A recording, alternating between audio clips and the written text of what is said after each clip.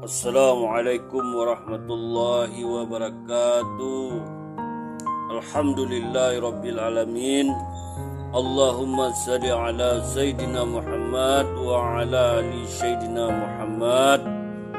Hari ini kita akan bercerita tentang kisah sahabat Rasulullah sallallahu alaihi wasallam. Sebelum kita menceritakan kisah ini, jangan lupa di-subscribe, like dan komen konten ini. Kisah perasaan takut Abu Bakar radhiyallahu anhu.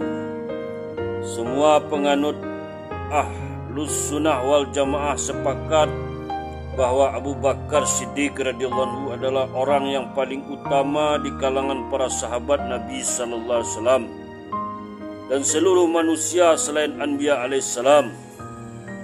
Rasulullah sallallahu alaihi wasallam sendiri pernah menyampaikan berita gembira kepadanya bahwa dia akan menjadi pimpinan jemaah di surga nanti dan semua pintu surga akan memanggil nama Abu Bakar radhiyallahu anhu. Nabi sallallahu alaihi wasallam juga bersabda, orang yang pertama masuk di surga di kalangan umatku adalah Abu Bakar.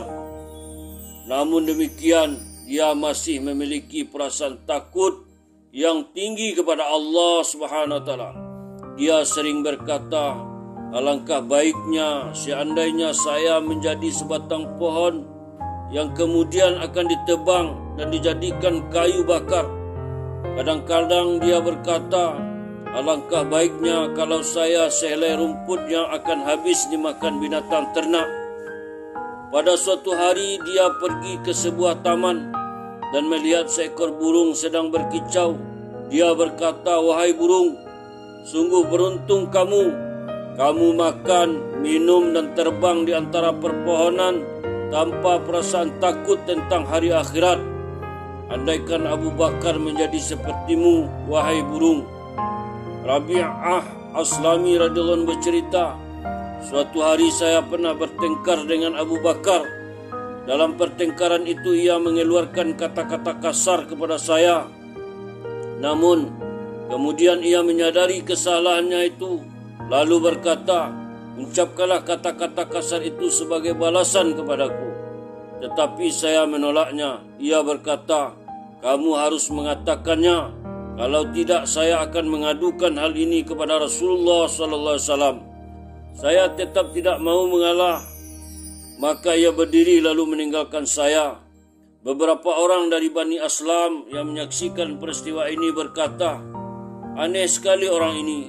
Dia yang memulai, dia sendiri yang akan mengadukan kepada Rasulullah SAW. Saya berkata kepada mereka, tahukah kalian siapakah dia? Dia adalah Abu Bakar Siddiq radhiyallahu anhu. Menyakitinya berarti menyakiti Rasulullah SAW. Dan menyakiti Rasulullah berarti menyakiti Allah. Kalau perbuatan saya menyakiti Allah, siapakah yang dapat menyelamatkan saya? Setelah berkata demikian, saya berdiri lalu pergi menemui Rasulullah SAW. Saya menceritakan peristiwa tadi kepada beliau. Rasulullah SAW berkata, keenggananmu untuk membalas dan menjawabnya itu memang baik. Tetapi untuk menyenangkan hatinya, sebaiknya engkau berkata, semoga Allah memaafkanmu wahai Abu Bakar. Hikmah, begitulah perasaan takut yang dicontohkan Abu Bakar radhiyallahu anhu. Ketakutannya menerima pembalasan di akhirat karena kata-katanya yang sepele menyebabkan ia memaksa Rabi'ah Aslami untuk membalas perbuatannya. Kekesalan dan penderitaan batinnya akibat kesalahannya menyebabkan ia mengadukan peristiwa itu kepada Rasulullah SAW dengan harapan beliau dapat menolongnya.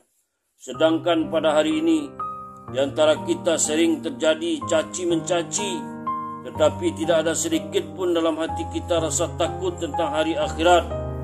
Padahal di sana segala perbuatan akan dibalas. Bandingkanlah dengan perasaan takut Abu Bakar Siddiq radhiyallahu anhu itu. Alhamdulillah, itulah satu cerita tentang perasaan takut Abu Bakar Siddiq radhiyallahu anhu.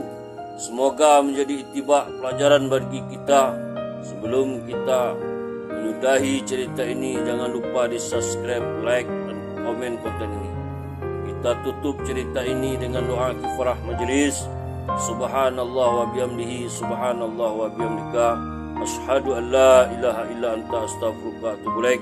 Assalamualaikum warahmatullahi wabarakatuh.